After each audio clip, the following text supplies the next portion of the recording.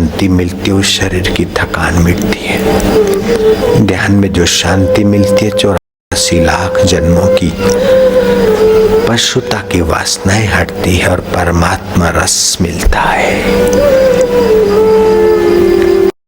कर्मी का कर्म योग, ज्ञानी का ज्ञान योग, भक्त का भक्ति योग तब सफल होता है जब उसके चित्त में परमात्मिक समता का साम्राज्य छा जाए।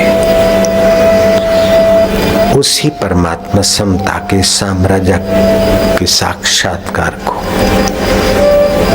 भगवान के दर्शन से भी ऊंचा महत्व दिया गया है।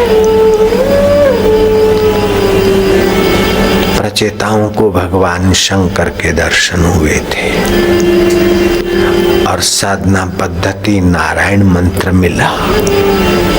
भगवान नारायण के दर्शन भी हुए, फिर भी प्रचेताओं का ज्ञान योग भक्ति योग पूर्ण नहीं हुआ। जब नारद जी ने प्रचेताओं को आत्मानुसंधान का सत्संग सुनाया और आत्म समता के उस मधुर अनुभव में प्रवेश पाया, तब प्रचेताओं को साधना की पूर्णता का अनुभव हुआ। अष्ट सिद्धि नवनिधि के धनी हनुमान जी राम और लखन भाई लाला को कंधे पर उठाकर उड़ान भरने की क्षमता के धनी, विद्वता के भंडार, ब्रह्मचर्य की खान, ऐसे हनुमान जी को भी साक्षात्कार के पहले इन सारी विभूतियों से संपन्न होने पर भी श्री राम की सेवा में लग गए। और जब श्री राम जी अयोध्या पहुंचे और हनुमान जी ने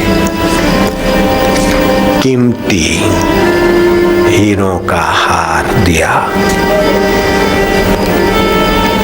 तो उन हारों में समता न दिखी। उन मोतियों में एक एक मोती को देखते, माला को तोड़ते हुए गिराते गए।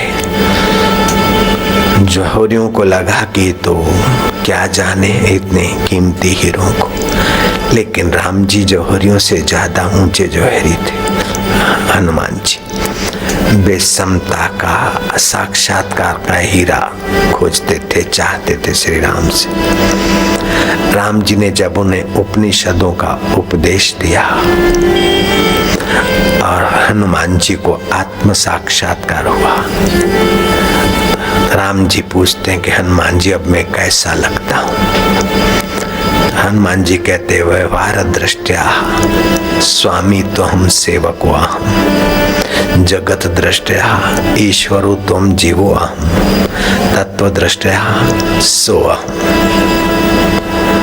जो आप हैं वो मैं हूँ, जो मैं हूँ वो आप हैं, इसी को बोलते साक्षात्कार। अर्जुन में जितनी मानवीय ऊंचाइयां चाहिए,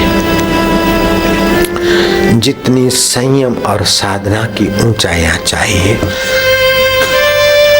उस समय के वीर और बहादुर साधकों की ऊंचाइयों को अर्जुन छुए हुए थे। सशरीर स्वर्ग जाना, अस्त्र शस्त्र लाना, उर्वशी जैसी अप्सरास काम विकार के लिए, सेक्स के लिए आमंत्रित करे और फिर भी संयम का परिचय देना, श्राप की धमकी दे और 1 वर्ष तक हिजड़ा होने का श्राप शिरोधार्य किया और अपनी संयम की कचास नहीं दिखाई। ऐसे ऊंचे संयम के सूझबूझ के धनी गूढ़ाकेश अर्जुन, जिनको अपने लक्ष्य के सिवा और कुछ नहीं दिखता था, ये बहुत ऊंची बात है। पक्षी की आंख भेदना है। तो द्रोणाचार्य ने जिन विद्यार्थियों से पूछा कि तुम्हें क्या दिख रहा है, किसी ने कहा पेड़ और पक्षी, किसी ने कहा बादल, पक्षी और पेड़, लेकिन अर्जुन ने कहा गुरु प्रभु जी मुझे तो पक्षी की आंख ही दिख रही है, बस आंख दिख रही है। नकली पक्षी भेदना था, निशाने की कसौटी थी।